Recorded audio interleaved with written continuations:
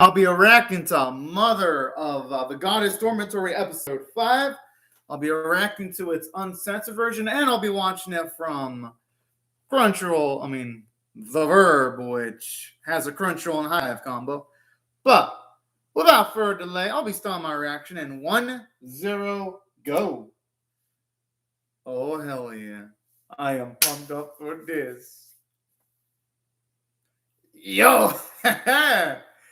Feels like a potential bundle of stress, though, so it does show up there. But you know what? It can also be a nice bonding experience, though.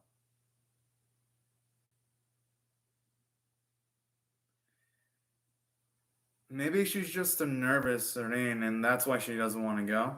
Could be just a... It just feels like they put almost everything on the shoulders of her boy sometimes. But you know what? I don't blame him, though. Koish is actually, at least for a kid his age, is actually pretty responsible, if you ask me. So, and the others putting those type of things in his shoulders, I don't blame him. Okay, the opening song. I really need to check out the full opening version of it is out, because there's actually one of the few openings where I can just constantly bop my head to it with how good it is. I just wonder if the actual series itself is going to have the romantic developments that the opening implies. Because that would be glorious. Because all things considered, I've seen plenty of anime that have harm elements, or should I say edgy elements. I've seen them have anime openings that imply that they're going to do something, then do fuck all with the potential. Not to say the series will do that, but hopefully it's one of those series that does something with the cast of characters it has, because I'm liking them all so far. There hasn't really been a character that I could say is a weak link in the series, which is pretty damn surprising. Serene the Shut-In.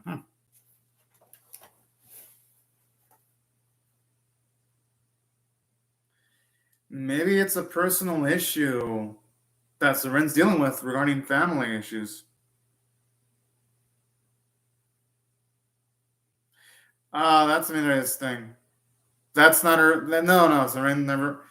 Considering Serene always has food stuff, I'm assuming it's going to be filled with a lot of food. That's going to be my guess. What the fuck? It looks more like a landfill than an actual room that's inhabitable. Okay. She needs a cleaning fair. Well. No sane person want to sleep there. Yo, I like the way he was blushing, even though he said that. You know he enjoyed it deep down. How far is she into Chuni syndrome to be saying all that? And it's better that he never gets it. Or maybe he'll get it once he gets older.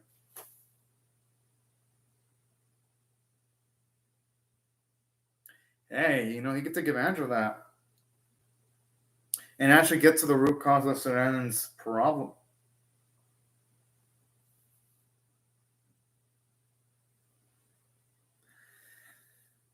I'm actually shocked that Koshi thought it was actually a dream. But then again, I guess I wouldn't blame him. Because that wild-ass thing that happened to him wouldn't normally happen to anyone else.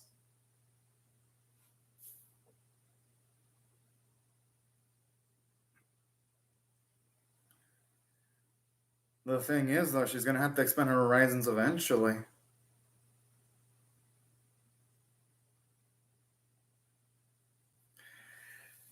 That sounds like a fancy way of saying I don't want to interact with a variety of people that's outside of my comfort zone or immediate social circles, with the way she's saying that. Which, Don't get me wrong, there's nothing wrong with that, but sometimes it's best that you get outside of your comfort zone, though, so that as an individual,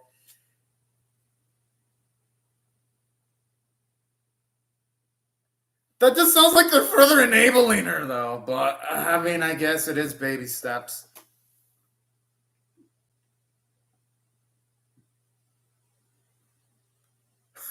Wait, what?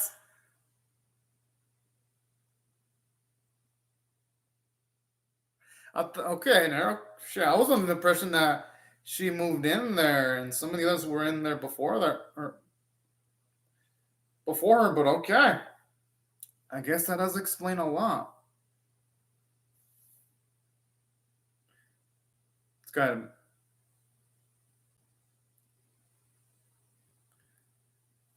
Oh my!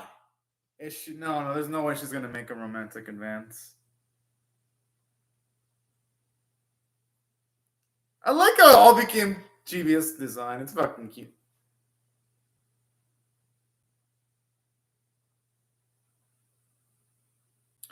I'm pretty sure she wouldn't say no because if she says no to this, I fucking knew it, and I fucking knew it too, because there is no way she's gonna allow Atena to actually make any major moves with Koshi when it comes from a romantic standpoint. That's why I had a feeling she was gonna say that. Although, damn, does she have to hit Koshi like that though with the hair though?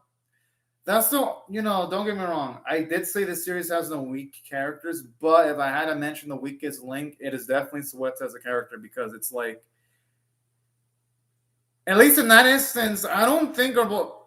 Yo, I love that Sailor reference. Yeah.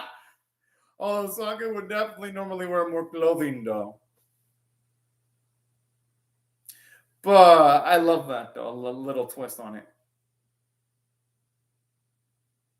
But no, seriously, though, with the Sweater stuff, they're making her sometimes unbearable because it's like, I understand sometimes Koshi fucks up, but he doesn't need to be hit over every little thing. It just makes Sweater a bitch. At least by what they've shown off of her so far. It feels like with her, the downsides outweigh the negatives, and she is sometimes a joy sucker. Not saying that she's a bad character, but she's starting to slowly veer towards that. Am I like the only one that feels that way when it comes to Soweto?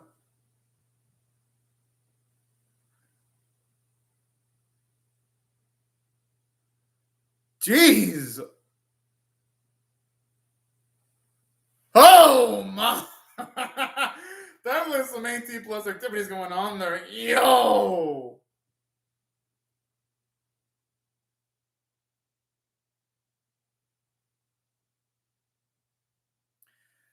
It's always nice seeing Kitty out. Always practice.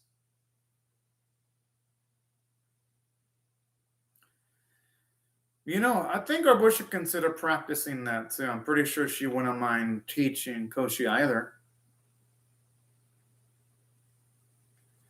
It makes sense since Serena doesn't go outside a lot. She's not going to have a lot of stamina. I'm pretty sure that's the excuse. That's sort of like an excuse saying that. Just seeing the fact that. Oh.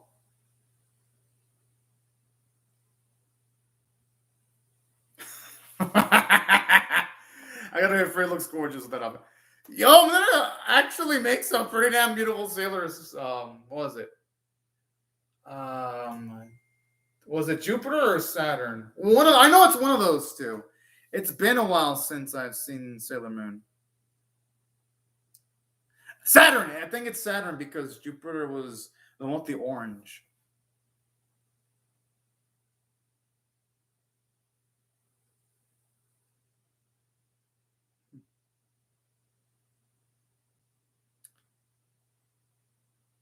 Okay, good. I mean, that's actually a pretty dang brilliant and unique method of solving a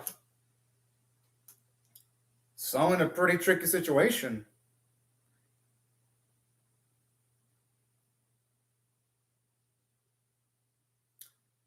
Something I actually like about that scene? At the very least, it isn't anything super over the top. Because you know what they say, sometimes the best solutions are actually the simplest.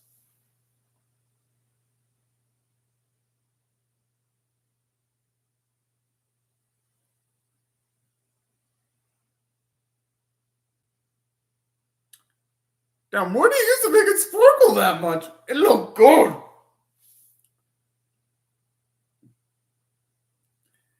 Yo, why is she blushing? I don't think he overstepped a single bit of bounds at all. Huh.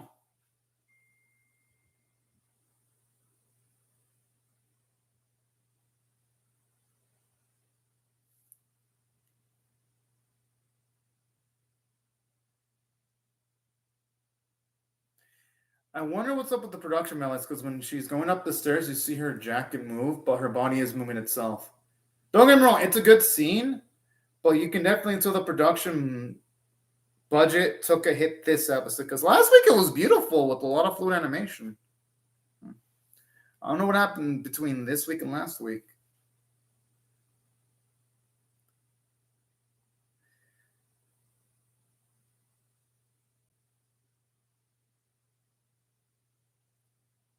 So wait, wasn't he wearing different clothing while he was sleeping? Or was I imagining shit? I'm like, wait, did someone actually go in there, take his clothes off, and switch it while he was sleeping? Because, oh my, that happened. The goddess torments her girls on vacation. I like how that's a nice transition straight into the second half.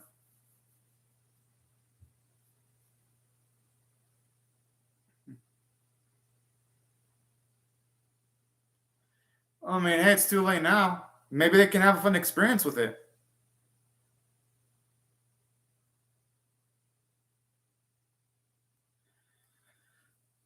Hey, she always doesn't look that bad. Maybe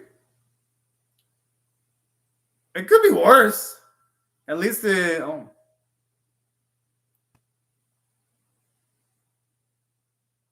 All right, so far so normal. Yeah, on the positive side, maybe they can make some positive experiences, and then it wouldn't need to be so hard on herself. Just depends. It's all gonna depend on her looking at. Wait, did actual motions go out of her body? Because it looks with the way Sudan's looking at the mushroom, it looks like she's contemplating eating it or not. It's fucking dumb. If I see a radiating dark aura, I would not want to go there at all. Even if I was paid money, I'd be like, no, fuck that shit.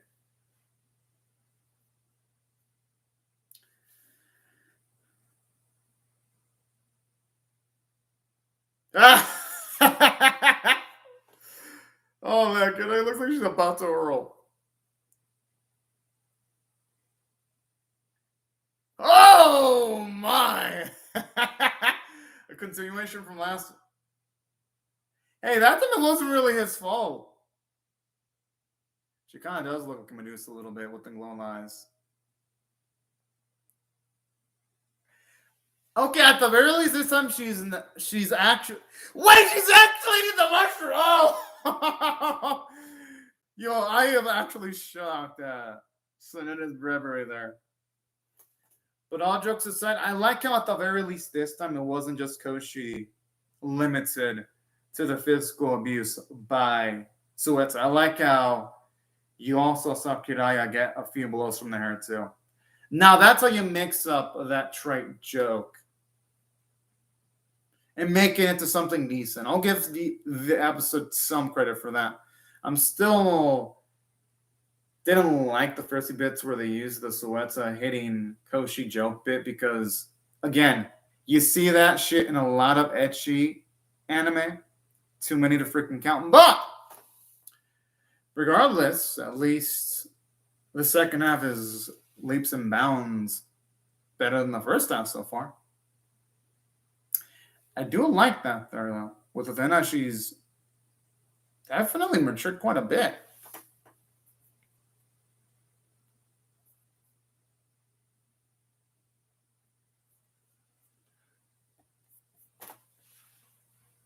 Oh! Hey, you know what? That's not the word. I actually love how they reverse the cliche.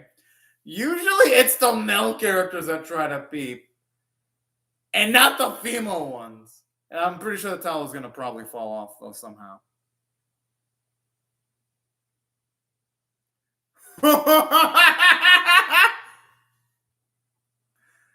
I fucking knew it!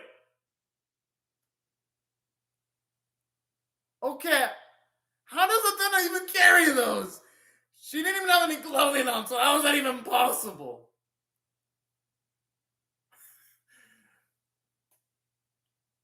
Oh, is he alright? Because it landed on a fucking rock. Oh, man. I mean, hey, why not? For a second, I thought I was going to heal for release both items with the FBI going instead of that room right now. Oh.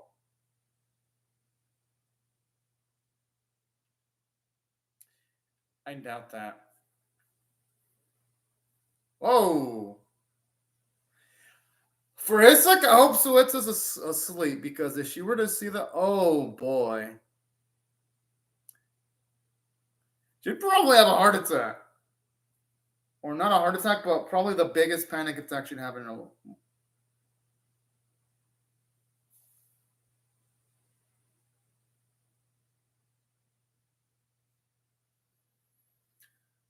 Only she would think that.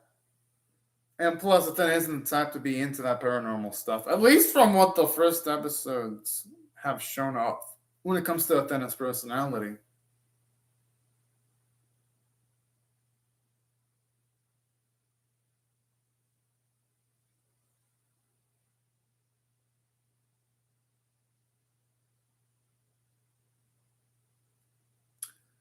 Whatever the case may be, oh man, I have a feeling it's going to lead to some fun. Or who knows?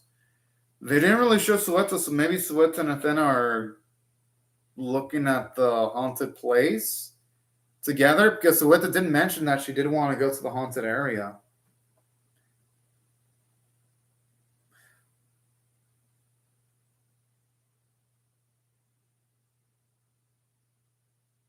Could also be that he didn't have enough sleep and it's affecting his perception.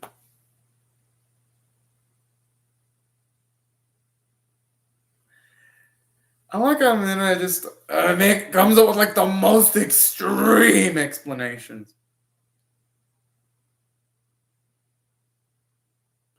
Or who knows, maybe they're trying to play a joke on Koshie and they're trying to scare him just for shits and giggles. Because sometimes all this is to do that.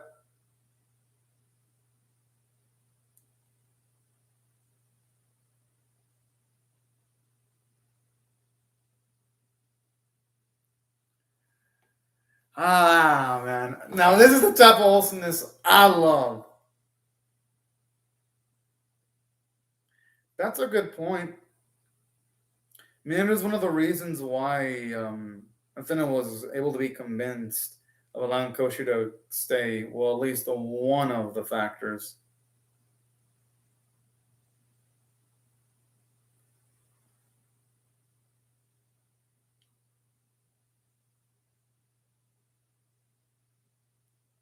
Yeah. So it's technically, yeah.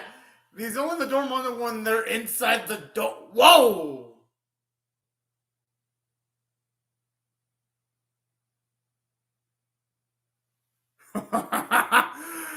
Yo, with the way he's looking long and like, oh snap. Yo, for a second it looked like they were about to do the deed. Oh Lord.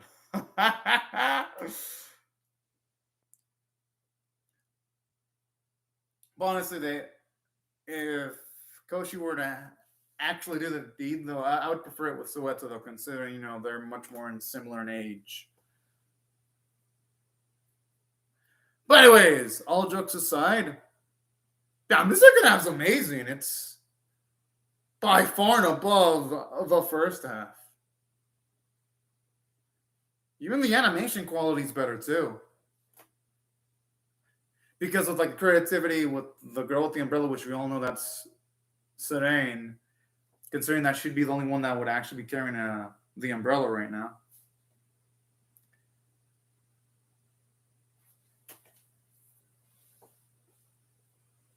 Well, Athena's gone.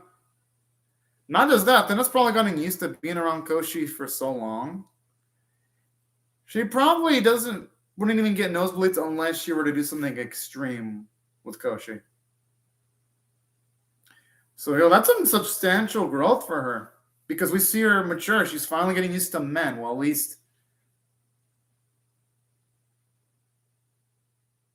probably both of them, brother and sister. Oh.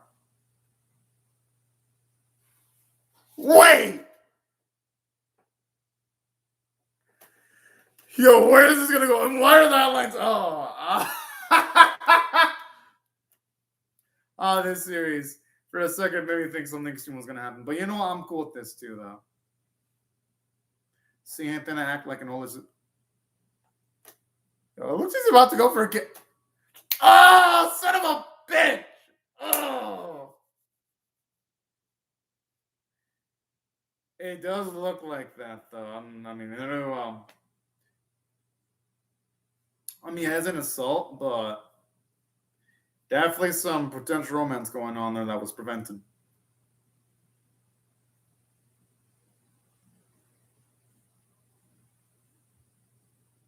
Athena's a strong girl. She'll be fine.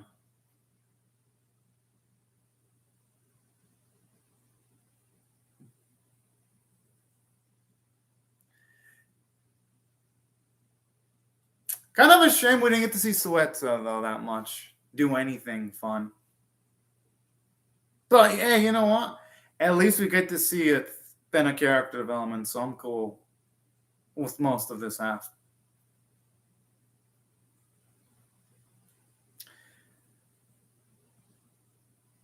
Okay. Yeah, so then it's like, the max tuning. You know what? I love it. I love her for that. Because you need someone in the group with the massive amounts of imagination.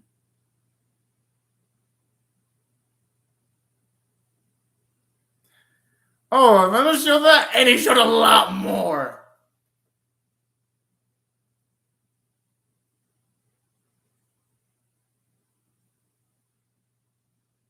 Oh, I actually was hoping that Athena and so we're going to have a big comp. Yes! Oh, fuck! I wanted to see the beach now. Oh, but you know what? I ain't gonna lie. First half was pretty damn freaking good.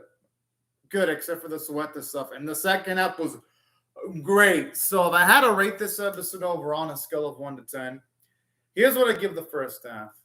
If I had to rate the first half on a scale of 1 to 10, 1 being abysmal, 5 being average, 10 being exceptional, I'll get a 5.5 out of 10 because, again, some of the humor did feel cliche. As y'all know, I've been reacting to all the non-sequel, non-spin-off anime for, like, how many seasons now? 6 seasons straight. So I'm pretty much have seen what there is to see when it comes to ecchi harm animes and things of that nature. So that's why with the whole gag of Sueta hitting Koshi multiple times, I'm like, no, this series, it's better than that. It can be better than that, and they should aspire to be better than trying to rely on those jokes. So if I had to rate the first half, I got to limit it from a scale of 1 to 10, 1 being abysmal, 5 being average, 10 being exceptional. And this is me being generous, a 5.5 out of 10, just a bit above average because I enjoyed everything not involving Sueta. Second half, if I had to rate it on a scale of 1 to 10, I would probably give it a 8.5 out of 10. Great stuff, except the things regarding Sueta again. She really dragged down the episode. Oh. Yes! Okay, now I can see where the budget went because it actually looks well animated, the PV. Oh, 101 time. Yeah. Yes. Oh, yeah. The titles from the first and second half sound great. Like already. Episode 6 sounds way leagues above. Better than episode 5. Woo! And you know what? I'm not going to blame the series. Sometimes even some of the best animes can have their stinkers. And this episode wasn't even bad itself. It was just not up to the usual standards of the series if I'm going by technicalities. Now, here's what I can say about the first half as to why it all was also 5.5 out of 10 worthy for me. The first half. Reason why is because the animation quality was actually really bad. Like this series, at least for the first few episodes, it had really pristine, beautiful looking animation quality in the first few episodes. Last week was a visual marvel. This week it makes you wonder what in the world happened to the production budget. But at the very least, it looks like the production budget is going to be back next week. So I guess the issue is just hopefully going to be limited to episode 5. Now, there were positives in the first half that were good. At the very least, it does mention one of the, I wouldn't say negative personality traits, but one of the flaws in Senene's personality when it comes to she doesn't want to venture outdoors too much. But I do like how the first half at least gave her some character development when they gave her an umbrella with the picture of the moon. So you do see Senene actually grow as an individual, actually willing to explore the outside at least a little bit more. So I do love that. And I love the character development for, not just for her, but also love how in the second half you had character development for Minato because you see her act more mature. And you see her potentially want to make a romantic advancement with Koshi, and same with Athena too. And I love how Athena's actually questioning what she really is to our boy because, yeah, it makes sense. There's certain bits where whenever she's involved with our boy, she sometimes really, and I mean really blushes like a hot tomato, which is, if you ask me, that's going above and beyond the normal brother-sister relationship. Well, unless it's an incestual brother-sister relationship, then that's different. But y'all know what I mean when I say that. And I found that elements to be really interesting in the episode, seeing that it's going to explore stuff like that. And same with Minato too. But before I go to Minato, let me just say with that. I also love how they actually do emphasize she's bleeding less from the nose. Because at least here we're seeing that the weakness she had of interacting with men, it's for the most part mostly gone. So that's actually nice. We get to see a lot of the visual character development. And I even love what they did with Minato too, because with her, the previous episodes have kind of established her as someone that's sociably awkward sometimes, like how when she makes toxins, just all matter of fact. I like how this week's episode, no, you see her trying to be a protector towards Koshi, and I love that. So that's why I thought there were a lot of positive character bits in the second half and a few positive character bits in the first half. Now, yes, there were negative character bits because if y'all remember, when Soweto was first introduced, she was even mentioned the fact that her habit of hating Koshi was a habit that she didn't like herself and that she acknowledged as one of her negative personality traits. And I was like, you know what? All right. At least they're going to have her work on her flaws. This week's episode doesn't even show like it even remembers that. You don't see Soweto working on her negative personality traits. Instead, she further indulges in them. And she falls into the same negative habits that she has and pointlessly hitting Koshi. And that's really what pissed me off in regards to every scene that had her. And speaking of which, seriously, the last 2 episodes emphasize that Athena and Soweto were going to have a talk about some serious topics, you know? This episode didn't deliver that. Yes, I know next week's going to happen, but good Lord. Soweto's part of the trip. You would think that to at least emphasize that her and Koshi have some fun times together, to emphasize that there's a really beautiful friendship going on, we'd have at the very least seen her have some fun or something, some bit of comedy. No, nothing. It's like the writers forgot she existed and only showed her at least for a bit of fan service in the bathing sequences, and that's it. Come on, I need more than that from the writers because they give Soweto like how much build-up? A lot? And so far, they're not doing a good job of giving us any payoff. I mean, I gotta call how it is. With the way they've been handling Soweto, it's been pretty dang awful. And that's a shame because when they first introduced her, I actually liked her. I was like, you know what? This chick is cool. This episode, it's like, what the hell are they doing with her? So that's why this episode did have that flaw that they really need to fix, like soon. But at least it looks like next week's going to fix that because it does show Suetsa a lot. So at least that's a positive. But yeah, those are my thoughts on the script overall. Overall, it had positives, but it had negatives too that I'm just not going to be able to ignore. I'd be a liar if I was like, oh yeah, the episode was completely flawless. No, it wasn't. Now, in saying that from a visual standpoint, at least the artwork was on model. And the scenes that were close-ups on Athena's lips were really beautiful. The fan servicey scenes when the girls were bathing looked really good too. So there were moments where the animation really stood out. Or when Seren was utilizing her umbrella and she had like that visual aura. Like you can tell the animators put in the work in the second half. First half, it was pretty bad though. I ain't gonna pussyfoot that. Like from the scenes where Seren is going upstairs and you don't really see her body move. So it's not just that bit, but when they're practicing Tai Chi, you don't see a lot of fluid movements because I've seen other animes where characters practice that. Hell, I saw that in Tropical World Pretty Cure's newest episode when you had Minarin practicing her Tai Chi, and in there it looked more fluid. Here it looks stiff in comparison because I actually can compare it to something because literally the newest episode of Tropical World Pretty Cure where you had Minorin practice her Tai Chi was literally, and I shit you not, it was Tropical World Pretty Cure episode 23 and literally aired 4 days ago.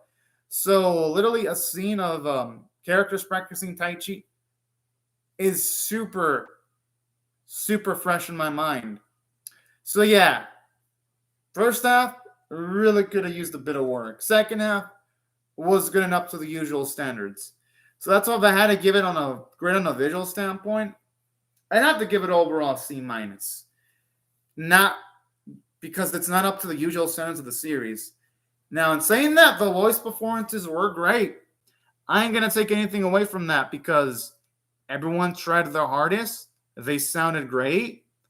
I thought the music was actually pretty dang good, too. And overall, if I had to rate this episode on a scale of 1 to 10, with 1 being abysmal, 5 being average, and 10 being exceptional, I would have to rate it straight up a... If I had to really be really analytical on everything, I'd have to give it a 7 out of 10 for above average because honestly, the episode had more positives than negatives, and I gotta give it some credit for that. But in saying that, it is the weakest episode of the series, though, because some of the previous episodes I've given them 9s, 8s. This one, it's like, yeah, there are some things to enjoy, but there are weaknesses that are apparent, and the series does have to work on those. But at the very least, the weaknesses aren't that huge, and they're easily fixable. It's just going to depend on how episode 6 handles. Literally, episode 6 is going to be the episode that's going to really make or break the series for me. At the very least, regarding Suetsa. Considering what this episode showed. Because this episode, while still good, it did show kinks in the armor. But I'm just not going to be able to ignore. But I still had fun overall, though. And I have to emphasize that so y'all don't think, oh man, Anime gave it a 7 out of 10. He thinks it's bad. No, 7 out of 10 is still good. It's just that I expect more from this series, that's all. Because the first 4 episodes were great. Like greatness. This episode, it's like, yeah, there is room for improvement. But, anyways, y'all, these are my thoughts on the episode. I'd really love to hear your thoughts on how I feel about my reaction or the episode itself in the comment section below. Hope y'all rate the video, share it, comment, or subscribe because I am definitely going to be reacting to episode 6 whenever it comes out. Hope y'all rate it and share it if y'all want to. And I hope y'all have a fun, great, safe, and fantastic day, everyone. And thank y'all so much for watching my video, everyone. Bye-bye.